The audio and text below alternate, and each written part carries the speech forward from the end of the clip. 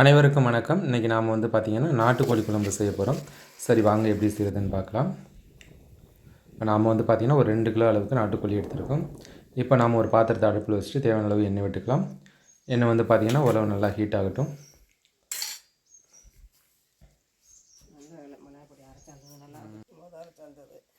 இப்போ நம்ம இது கூட வந்து பார்த்திங்கன்னா கொஞ்சமாக வந்து வெந்தயம் கூட வந்து சோம்பு சேர்த்துக்க போகிறோம். வெந்தயம் வந்து பார்த்திங்கன்னா நம்ம ஹீட்டு இருக்கும் நாட்டுக்கோழியில், அதை கம்மி பண்ணுறதுக்காக வெந்தயம் சேர்த்துக்கிறோம். அது கம்பல்சரி கிடையாது, நீங்கள் விருப்பப்பட்டால் சேர்த்துக்கலாம். இப்போ நம்ம இது கூட வந்து பார்த்திங்கன்னா கட் பண்ணி வச்சுருக்க சின்ன வெங்காயம் கருவேப்பிலை சேர்த்துக்கலாம். கூடவே மறக்காமல் கறி மசாலா பட்டை சேர்த்துக்கோங்க. இப்போ நம்ம வந்து பார்த்திங்கன்னா நல்லா வதக்கிக்கலாம். வெங்காயம் வந்து பார்த்திங்கன்னா நல்லா வதங்கட்டும். இப்போ தான் வந்து பார்த்திங்கன்னா குழம்பு நல்லா டேஸ்ட்டாக இருக்கும் சாப்பிட்றதுக்கு. ஸோ இப்போ பார்த்திங்கன்னா வெங்காயம் நல்லா வதங்கிடுச்சு. இப்போ நம்ம கட் பண்ணி வச்சுருக்க தக்காளி சேர்த்துக்கலாம். இப்போ நம்ம இது கூட வந்து பார்த்திங்கன்னா தேவையான அளவு உப்பு சேர்த்துக்கலாம்.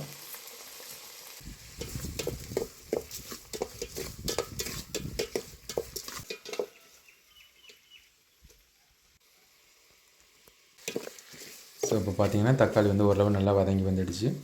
இப்போ நம்ம இது கூட கட் பண்ணி வச்சுருக்க நாட்டுக்கோழி சேர்த்துக்கலாம். பெரிய வன்கோழியாக இருந்தால் கறி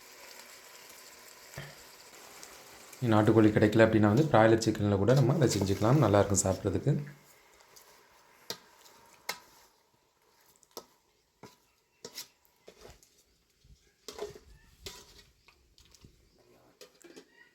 இப்போ நம்ம நல்லா கலந்து விட்டு ஒரு பிளேட் வச்சு மூடி விட்டுலாம். ஒரு 10 நிமிஷம் அப்படியே மிதமான தீயில் வேகட்டும். இப்போ நம்ம ஓப்பன் பண்ணி பார்க்கலாம். சிக்கன் வந்து பார்த்திங்கன்னா ஓரளவு வதங்கி வந்திருக்கு. இப்போ நம்ம இது கூட வந்து பார்த்திங்கன்னா தேவையான மசாலாக்கள் வந்து சேர்த்துக்கலாம். மிளகாய்த்தூள், மல்லித்தூள், ஜீரகத்தூள், சோம்புத்தூள், ஒரு அரை ஸ்பூன் அளவுக்கு மஞ்சள் தூள் எல்லாம் வந்து சேர்த்துக்கலாம். காரம் உங்களுக்கு எந்த அளவுக்கு தேவையோ அந்தளவுக்கு மிளகாய்த்தூள் சேர்த்துக்கோங்க.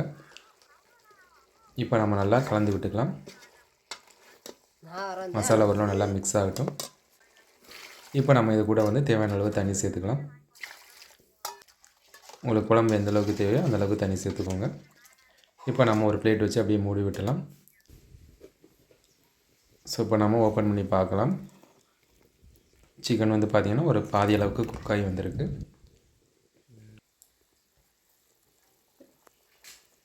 இப்போ நம்ம இது கூட வந்து பார்த்திங்கன்னா இஞ்சி பூண்டு தேங்காய் பேஸ்ட் அரைச்சி வச்சுருக்கோம், அதையும் சேர்த்துக்கலாம். ஸோ நம்ம நல்லா கலந்து விட்டு திரும்ப நம்ம ஒரு பிளேட் வச்சு அப்படியே மூடி விட்டுலாம். ஒரு 10லேருந்து 15 நிமிஷம் மிதமான தீயில் அப்படியே வேகட்டும். இப்போ நம்ம ஓப்பன் பண்ணி பார்க்கலாம். ஸோ இப்போ பார்த்திங்கன்னா ரொம்பவே டேஸ்டியான நாட்டுக்கோழி குழம்பு வந்து தயாராகிடுச்சு. இதை வந்து பார்த்திங்கன்னா நம்ம சாதத்துக்கும் யூஸ் பண்ணிக்கலாம். அதே மாதிரி பார்த்திங்கன்னா டிஃபனுக்கும் யூஸ் பண்ணிக்கலாம். ரொம்பவே நல்லாயிருக்கும் சாப்பிட்றதுக்கு. இட்லி, தோசை, பூரி, சப்பாத்தி எல்லாத்துக்குமே வந்து நம்ம யூஸ் பண்ணிக்கலாம். ரொம்பவே டேஸ்ட்டாக இருக்கும். நீங்களும் உங்கள் வீட்டில் ட்ரை பண்ணி பாருங்கள்.